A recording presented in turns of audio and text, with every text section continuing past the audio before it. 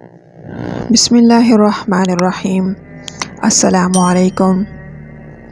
فلولا كانت قرية آمنت فنفعها إيمانها إلا قوم يونس لما آمنوا كشفنا عنهم عذاب الخزي في الحياة الدنيا ومتعناهم إلى حين۔ سورہ یونس آیت نمبر 98۔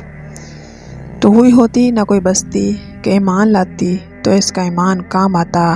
ہاں، یونس علیہ السلام کی قوم جب ایمان لائے ہم نے ان سے رسوائی کا عذاب دنیا کی زندگی میں ہٹا دیا اور ایک وقت تک انہیں برتنے دیا۔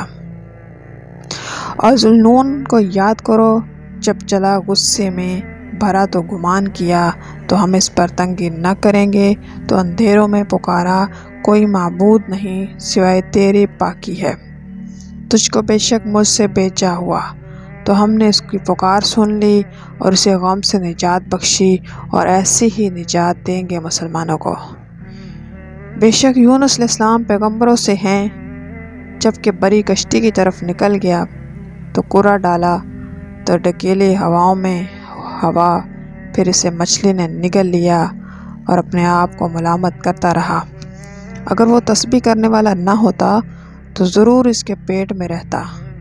جس دن تک آپ اٹھائے جائیں گے پھر ہم نے اسے میدان میں ڈال دیا، اور وہ بیمار تھا تو ہم نے اس پر کدو کا پیڑا لگایا، اور ہم نے اسے 1,00,000 آدمیوں کی طرف بھیجا، جبکہ زیادہ تو وہ ایمان لے آئے تو ہم نے انہیں ایک وقت تک اسے برتنے دیا۔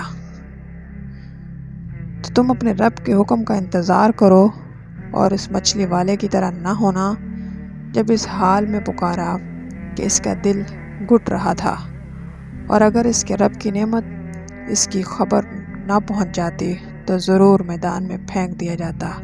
الزام دیا ہوا تو اسے اس کے رب نے چن لیا اور اپنے قرب خاص کی سزاواروں میں کر لیا۔ بعض مفسرین فرماتے ہیں کہ اللہ تعالیٰ نے یونس علیہ السلام کی موصل کی سرزمین میں نینوا کی جانب مبعوث فرمایا۔ وہاں کے باشندوں کو آپ نے دعوت توحید دی۔ وہ تکذیب و تکفیر کرتے ہوئے اپنے کفر و عناد پر ڈٹ گئے۔ جب معاملہ تعویلت اختیار کر گیا، آپ کی کوشش آور ثابت نہ ہوئی تو آپ وہاں سے نکل گئے اور انہیں خبردار کر دیا کہ 3 دن کے بعد عذاب الہی کے اثرات ظاہر ہو جائیں گے۔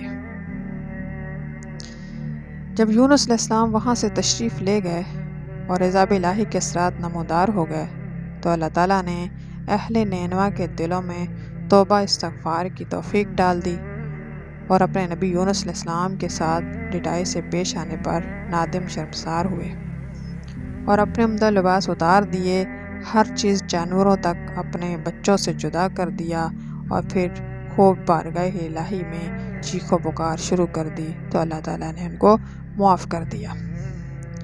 حضرت یونس علیہ السلام جب اپنی قوم پر ناراض ہو کر نینوا سے باہر تشریف لے گئے تو ایک کشتی پہ جا کر سوار ہو گئے۔ کشتی کچھ دیر ہچکولے کھانے لگی۔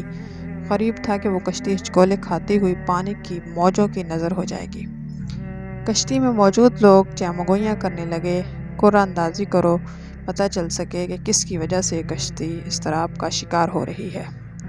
جس کے نام قرہ نکل آئے اسے اٹھا کر سمندر میں پھینک دو۔ یہ فیصلہ طے ہو گیا کہ جب قرہ اندازی کی گئی تو قرہ حضرت یونس علیہ السلام کے نام نکلا، لیکن لوگ اس پر آمادہ نہ ہوئے۔ دوبارہ قرہ اندازی کی گئی، پھر یونس علیہ السلام کا نام نکلا۔ آپ جلدی سے اپنے کپڑوں کو اتارنے لگے تاکہ اپنے آپ کو سمندر کی موجوں کے سپرد کر دیں، لیکن لوگ اس پر آمادہ نہ ہوئے اور انہیں روک لیا۔ تیسری مرتبہ قرہ اندازی کی، نام پھر حضرت یونس علیہ السلام کا نکلا۔ بے شک یونس علیہ السلام پیغمبروں سے ہیں۔ جبکہ بڑی کشتی کی طرف نکل گیا تو کرہ ڈالا اور ڈھکیلے ہوئے ہواؤں میں، پھر اسے مچھلی نے نگل لیا اور وہ اپنے آپ کو ملامت کرتا رہا۔ جب تیسری مرتبہ پھر قرہ اندازی کی تو پھر حضرت یونس علیہ السلام کا نام نکلا اور انہیں سمندر میں پھینک دیا۔ اللہ تعالیٰ نے بحر الاحزر سے ایک بہت بڑی مچھلی کو بھیجا، اس نے حضرت یونس علیہ السلام کو نگل لیا۔ اللہ تعالیٰ نے مچھلی کو حکم دے دیا کہ نہ تو حضرت یونس علیہ السلام کا گوشت کھائے اور نہ ہی ان کی ہڈی کو ٹوٹنے دے، یہ تمہارا رزق نہیں ہے۔ اور مچھلی انہیں پیٹ میں لے کر سارے سمندر میں گھومنے لگی۔ ایک قول یہ بھی ہے کہ مچھلی کو ایک بہت بڑی مچھلی نے بھی نگل لیا تھا۔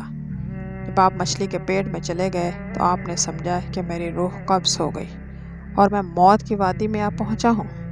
آپ نے اپنے اعضاء کو حرکت دی تو وہ ٹھیک تھے، تب گمان ہوا کہ زندہ ہوں۔ اللہ کے حضور سجدہ ریز ہوئے، اللہ سے توبہ کی اور اللہ تعالیٰ نے ان کی توبہ کو قبول کر لیا۔ مچھلی کے پیٹ میں جب یونس علیہ السلام تھے تو مچھلی گہرائیوں میں جا کر چکر لگانے لگی اور کھارے پانی کی موجوں میں غائب ہو گئی۔